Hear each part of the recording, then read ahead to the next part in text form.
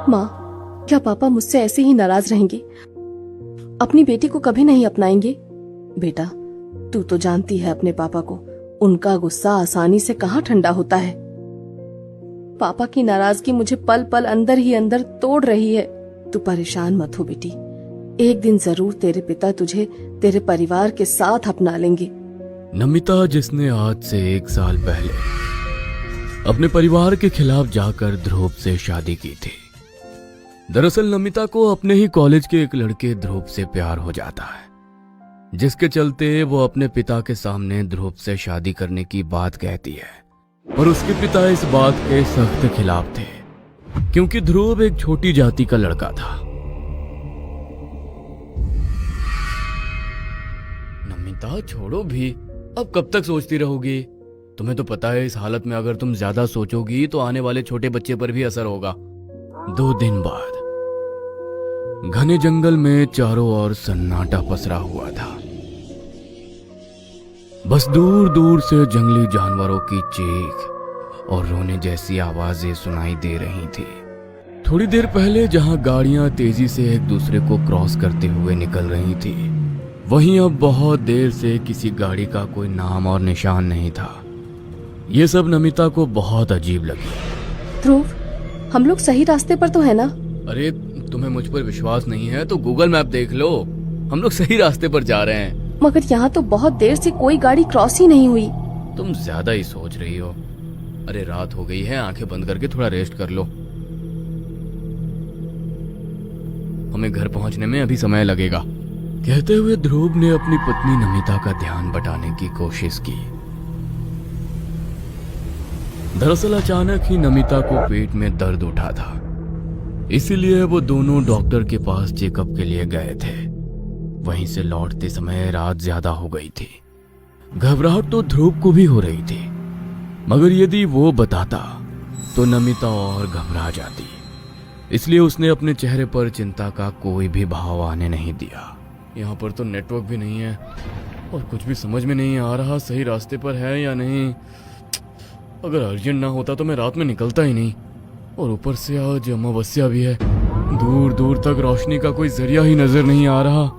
ध्रुव थोड़ा डरा हुआ था, क्योंकि आते वक्त रात हो गई थी। ऊपर से घने जंगल का सन्नाटा मन को काफी भयभीत कर रहा था।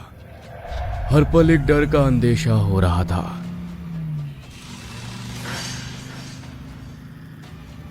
जैसे मानो कुछ होने वाला हो। वो धीरे धीरे गाड़ी ड्राइव करते हुए आगे बढ़ रहा था। चारों तरफ काले बादल उमड़ रहे थे। धीरे धीरे बादलों का भारी जमावड़ा हो गया। आसमान में कड़कड़ाती हुई बिजली चमकने लगी। अरे, ये मौसम क्यों खराब हो गया? हाँ, कोड में खाज। मैं सोच रहा था इस हाईवे को फटाफट पार करूं, मगर लग रहा है कहीं रुकना होगा। वो मन समोस कर रह गया, क्योंकि तेज बारिश के कारण सड़क पर पानी भरने लगा था। गाड़ी चलाना मुश्किल हो रहा था। वह एक पेड़ की छांव देख वहां रुक गया। तभी बोनेट पर कुछ गिरने की आवाज आई और पानी के धार के साथ खून बहता हुआ गाड़ी के फ्रंट कांच पर नजर आया, जिसे देख नमिता की चीख निकल गई। ध्रुव भी हैरान हो उस बहते खून को देख रहा था। तभी एक खून से सने हुए हाथ का झपटा साइड खिड़की पर पड़ा। खून की छाप साफ नजर आ रही थी। ध्रुव, ध्रुव, यहाँ से चलो, जल्दी चलो। रिलैक्स, हम लोग अभी यहाँ से निकल रहे हैं। कहते हुए उसने उसी टाइम गाड़ी स्टार्ट करने की कोशिश की, मगर गाड़ी चालू नहीं हुई। अब ये क्या मुसीबत है? तुम बैठो, मैं नीचे उतर कर देखता हूँ। कहते हुए ध्रुव कार से नीचे उतरने लगा तो नमिता ने उसका हाथ पकड़ लिया। ध्रुव, रात के 12 बज रहे हैं, इस वक्त नीचे मत उतरो। कहते हुए उसने उसे रोक लिया। वो लगातार गाड़ी चालू करने की कोशिश कर रहा था, मगर गाड़ी चालू नहीं हो रही थी। तभी अचानक गाड़ी की बैक सीट पर एक साया आकर बैठा। गाड़ी के अंदर का तापमान अचानक से कम हो गया और गाड़ी चालू हो गई। थैंक गॉड, गाड़ी चालू हो गई। वो बारिश में धीरे धीरे गाड़ी चलाता हुआ मेन हाईवे पर आ गया। इसके बाद दोनों ने एक चैन की सांस भरी।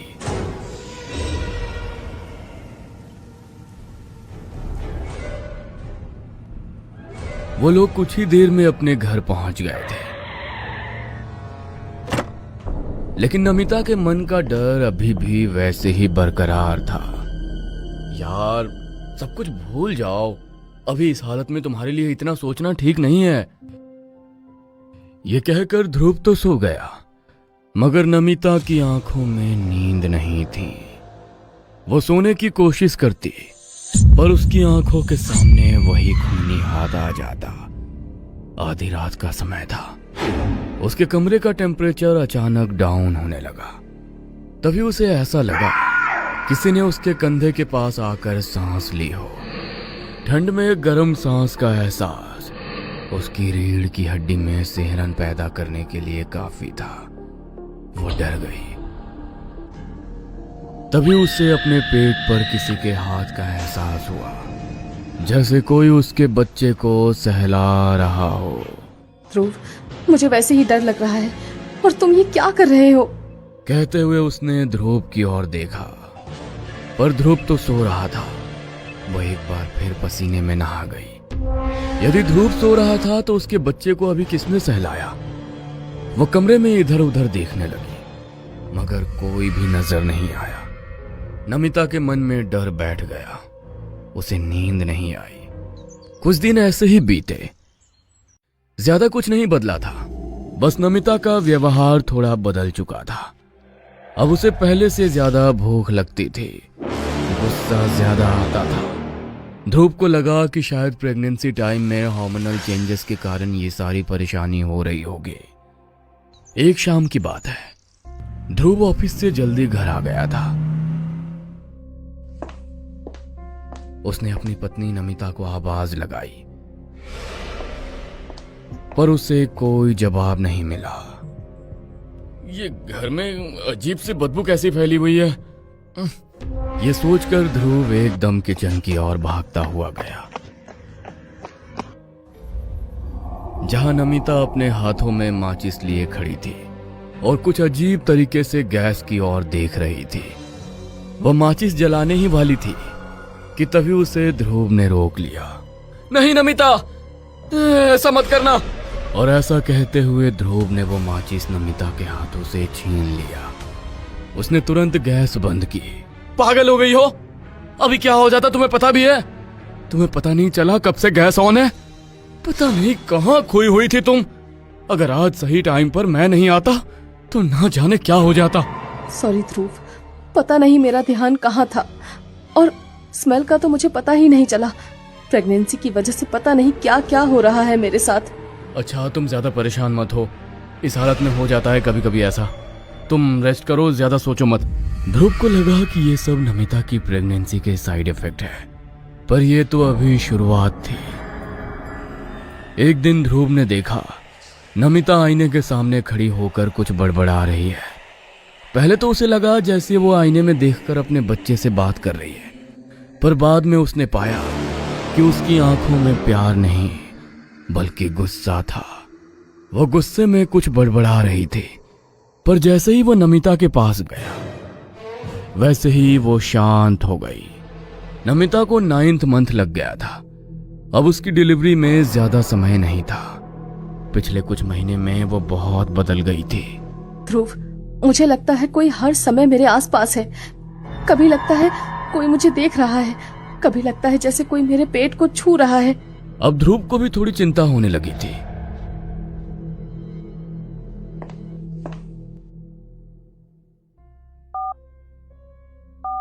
इसीलिए उसने अपनी माँ को फोन करके सारी बात बताई। अरे, तू मुझे ये बात अब बता रहा है? तू जानता भी है बहू का 9वां महीना लगा हुआ है। अगर इस समय हमने उसका ध्यान नहीं रखा तो कुछ भी अनहोनी हो सकती है। पर तू चिंता मत कर, मैं कल ही गांव के पंडित जी से मिलकर नमिता के लिए रक्षा सूत्र बनवा कर लेकर आती हूँ। कहते हुए उन्होंने गांव के पंडित जी से अपनी बहू के लिए रक्षा सूत्र बनवाया और शहर अपने बेटे बहू के पास आ गई।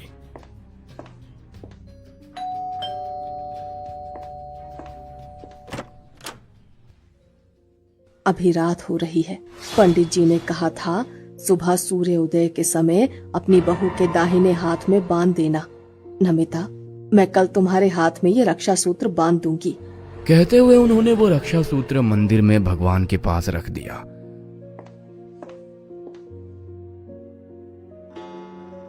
मगर उस रात नमिता अचानक चीख उठी। ध्रुव घबरा कर उठा और देखा कि नमिता का नाइट गाउन पेट के पास फटा हुआ था और कुछ अजीब तरीके से उसके पेट पर निशान बने हुए थे। नमिता रोते हुए बोली, ध्रुव, किसी ने मुझे नाखून से खरोचा है, देखो। ध्रुव ने देखा, सच में उसके पेट पर गहरे नाखून के निशान थे, जैसे किसी जानवर ने हमला किया हो। उस रात ध्रुव पहली बार डर गया। अगले दिन वो नमिता को डॉक्टर के पास ले गया। चेकअप के दौरान डॉक्टर भी हैरान था कि पेट पर ऐसा निशान कैसे आ गया। मुझे भी समझ में नहीं आ रहा कि ये कैसे हुआ, मगर हो सकता है दवाइयों के कारण आने वाले साइड इफेक्ट्स के कारण हुआ। डॉक्टर की बात सुनकर नमिता गुस्से में उसकी तरफ देखने लगी और बिना कुछ कहे डॉक्टर के केबिन से बाहर निकल गई। जब वो लोग घर पर आए तो माँ उनका इंतजार कर रही थी। बेटा, सुबह सुबह कहाँ चले गए थे? मैं मॉर्निंग वॉक से लौट कर आई तो देखा घर पर कोई नहीं था। माँ की बात सुनकर ध्रुव ने उन्हें कल रात का पूरा वाकया सुना दिया। हे भगवान, ये सब क्या हो रहा है? अब तू ही रक्षा कर। कहते हुए उन्होंने रक्षा सूत्र उठाया और नमिता के हाथ में बांधने लगी, पर वो रक्षा सूत्र अचानक से जल गया। हे भगवान, ये क्या हो गया? कहीं कुछ अनहोनी तो नहीं होने वाली? रक्षा सूत्र का इस तरह जलना किसी अशुभ का संकेत है। तुम दोनों मुझे अच्छे से याद करके बताओ, ये सब तुम्हारे साथ कब से शुरू हुआ? अपनी माँ की बात सुन ध्रुव और नमिता दोनों चौंक गए। उन्हें वही रात याद आई। जंगल, बारिश, खूनी हाथ का निशान। उन्होंने वो सारी बात जब माँ को बताई तो वो भी परेशान हो गई। उन्होंने गंभीर स्वर में कहा, कभी कभी गर्भवती औरतों पर प्रेत आत्माएं काबू पा लेती हैं। वे उस अजन्मे बच्चे को अपना मान लेती हैं। संभल कर रहना जरूरी है, वरना बच्चा और माँ दोनों की जान खतरे में पड़ सकती है। हमें इन दोनों का ध्यान रखना होगा। ध्रुव को माँ की बातें अंधविश्वास लग रही थी, मगर जो आंखें देख रही थी उसे भी झुटलाया नहीं जा सकता था। नमिता की हालत दिन ब दिन बिगड़ती जा रही थी। माँ बताओ क्या करें? मैं कल ही गांव जाकर गुरुजी से मिलकर आऊंगी। कहते हुए वो अगले दिन ही गांव चली गई। इधर शहर में नमिता के चेहरे की रंगत बदल गई थी। कभी उसका पेट असामान्य रूप से फूला हुआ लगता, कभी अजीब तरीके से हिलने लगता, जैसे बच्चा नहीं बल्कि कोई और चीज अंदर हो। रात को जब ध्रुव सोता तो नमिता की आवाज बदल जाती।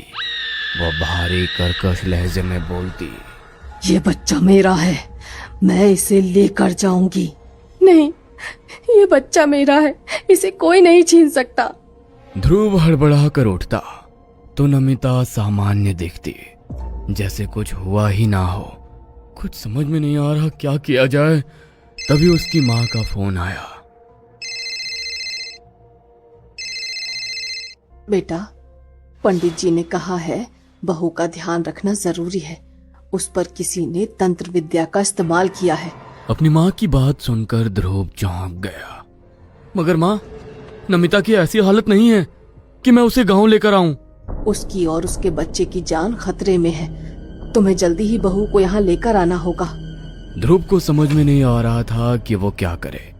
उसने भी सोचा कि अब देरी करने से कोई फायदा नहीं है। उसे नमिता को लेकर पंडित जी के पास जाना ही होगा। यही सोचकर वो कमरे में नमिता के पास गया, पर कमरे में उसकी पत्नी जमीन पर गिरी हुई थी और चारों तरफ खून फैला हुआ था। वो तुरंत उसे उठाकर अस्पताल ले गया, आई एम सॉरी, आपका बच्चा अब इस दुनिया में नहीं रहा। अस्पताल आने से पहले ही आपका बच्चा आपकी पत्नी के पेट में मर चुका था। यह सुनकर ध्रुव की आंखों से आंसू बहने लगे। उसे कुछ समझ में नहीं आ रहा था कि यह क्या हो गया। संभालिए अपने आप को मिस्टर ध्रुव, आपकी पत्नी की जान खतरे में है। हमें बच्चे को ऑपरेशन से बाहर निकालना होगा, पर इसमें आपकी पत्नी की जान जाने का भी खतरा है। हम ऑपरेशन तभी करेंगे जब आप हमें डॉक्यूमेंट पर साइन करके देंगे। यह सुनकर ध्रुव फूट फूट कर रोने लगा, क्योंकि पल भर में ही उसको इतने सदमे लगे थे। डॉक्टर, आप किसी भी तरह से मेरी पत्नी को बचा लीजिए। मेरा बच्चा तो मुझे छोड़कर जा चुका है, पर मैं अपनी पत्नी के बिना नहीं रह सकता। ध्रुव ने तुरंत ही पेपर्स पर साइन कर दिए और डॉक्टर ऑपरेशन करने के लिए चले गए। तब तक ध्रुव की मां हॉस्पिटल पहुंच गई। मां देखो, ये सब क्या हो गया? मेरा बच्चा अब इस दुनिया में नहीं रहा। बेटा, तू चिंता मत कर, बहू ठीक हो जाएगी। पंडित जी बहू के नाम से गांव में महामृत्युंजय पाठ कर रहे हैं। पंडित जी ने मुझे पहले ही बता दिया था कि आपकी बहू और उसके बच्चे की जान को खतरा है, इसीलिए मैंने तुम्हें जल्दी से जल्दी अपने पास बहू को लेकर आने के लिए कहा था। मगर माँ, ये सब मेरे साथ ही क्यों हुआ? क्या करे बेटा, जब अपने ही दुश्मन बन बैठे हों तो गैरों की क्या जरूरत। क्या मतलब माँ? हमारी बहू पर काला जादू करके उसकी कोख को बांधा गया है, और ये सब किसी और ने नहीं बल्कि खुद बहू के माता पिता ने किया है। आज अमावस है और आज से 5 महीने पहले अमावस की रात को बहू पर तंत्र किया गया था।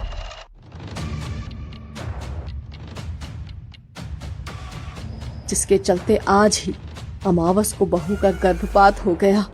यह सब सुनकर ध्रुव को बहुत गुस्सा आया। आखिर अपने ही बेटी को कोई माँ बाप कैसे नुकसान पहुंचा सकता है। कुछ देर बाद डॉक्टर ने बताया कि नमिता अब खतरे से बाहर है, उसे बचा लिया गया था। थोड़े दिन बाद वह ठीक हो गई, पर नमिता को जब यह बात पता चली कि उसके माता पिता की वजह से ही उसने अपना बच्चा खोया था, यह जानकर उसे बहुत चोट पहुंची। उस दिन के बाद से उसने अपने सारे रिश्ते अपने माता पिता से खत्म कर लिए, पर आज भी वो अपने बच्चे को खोने के दुख से बाहर नहीं निकल पाई।